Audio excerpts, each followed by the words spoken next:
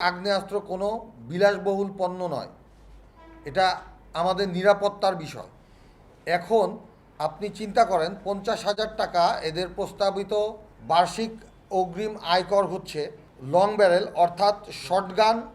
এবং বন্দুক, যেটাকে বলি শটগান এবং রাইফেল, লং ব্যারেল যতগুলো আগ্নেয়াস্ত্র আছে, রাইফেল শটগান, এটার জন্য বছরে 50,000 টাকা রিনিউয়াল ফি তো দিতেই হবে,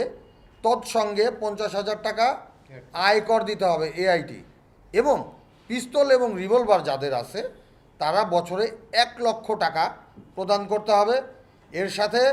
অন্তর্বর্তীকালীন সরকার 10,000কে যে 20,000 করে গেছে, সেই 20,000-20,000-এর সাথে আছে 15% ভ্যাট, তার সাথে আছে একটা কর,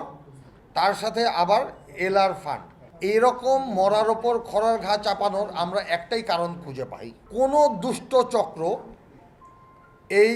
5ই আগস্টের পরের ছিনতাইকৃত, লুণ্ঠনকৃত থানা থেকে পুলিশের অস্ত্র, পুলিশের মারণাস্ত্র, 7.62 রাইফেলের বেসুমার গুলি,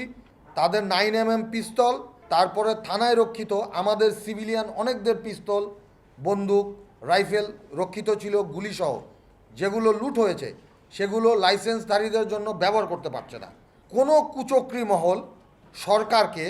বুঝিয়েছে যে এখানে থেকে টাকা যদি আমরা আয়কর বাড়াই তবে রাজস্ব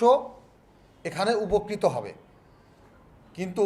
সরকার সেই কুচক্রী মহলের ফাঁদে পা দিয়ে যে ভুলটি করছে, সেখানে কোনো রাজস্ব